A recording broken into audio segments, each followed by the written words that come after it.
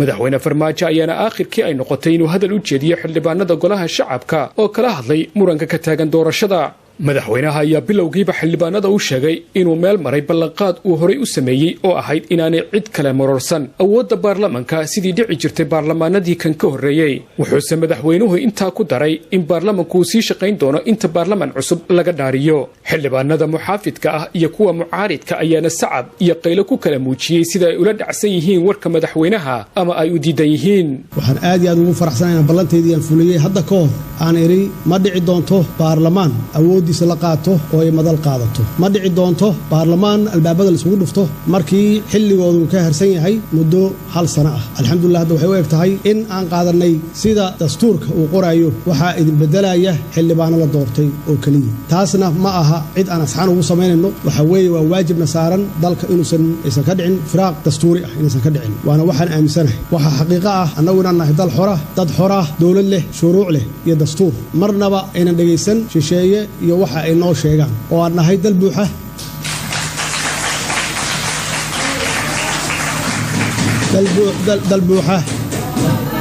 buuxa oo go'aan leh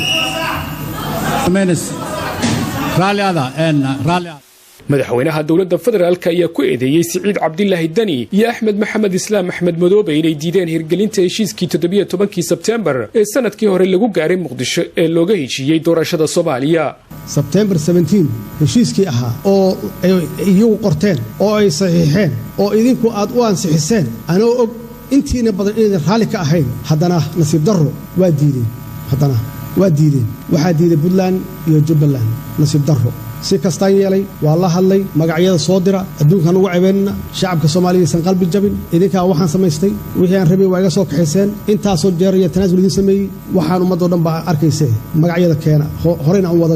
aan wadno wixii khalad ah ku jirana annagoo soconno oo uu socdo doorashada socoto hala saxo waa la diiday madaxweyne farmaajo ayaa intii ay khudbadiisu socotay xildhibaanada la wadaagay walaaciisa ku aadan inay jirto faragelin shisheeye oo wax badan ay ku hagaagi waayeen xaqiiqatan waxaan idin sheegayaa arrimaha doorashooyinka iyo guud ahaanba xaaladda Soomaaliya ay ku jirto waxaa ku jira faragelin shisheeye xaqiiqatan anigu marna ma oranayo hebel iyo gobol hebel yaa faragelintu ku badan tahay ama ka yar tahay laakiin xaqiiqada jirta waa taas weeye oo aad moodayso inaysan waxba noogu hagaagin inta badan iyadoo ay muuqato inuu guuldarro ku soo dhammaaday shirkii Dhuusamareeb oo lagu kala tegay haddana madaxweyne farmaajo weli waxa uu leeyahay rajo ayaa jirta in dib la isugu soo laabto oo xal la gaaro haddii taa la waayana waxa uu sheegay in lagu soo celin doono baarlamanka federaalka oo uu yiri isaga ka arrimin doona arrimaha doorashooyinka ee khilaafku ka taagan yahay waxaan filayay haddii aan halkaas ugu tagno inaan wax isla soo dhaweyn karno nasiib darro iyadana ma suuroobin oo warbixintaas waa iga soo horeysay oo wasiir Dubbe yaaba xalay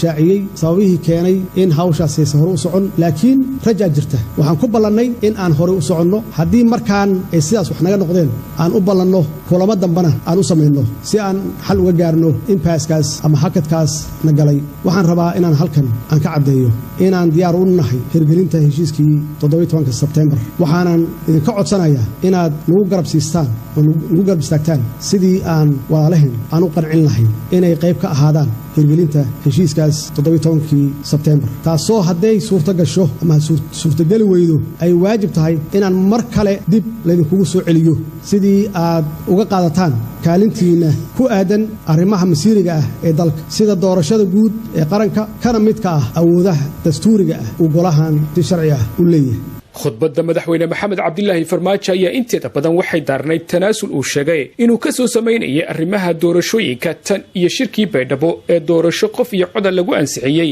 ilaa laga soo gaaro shirkii xalay guuldarrada ku soo dhamaaday ee Dhuusamareeb Ibraahim Maxamed Aadan BBC Muqdisho Ibraahim mahadsan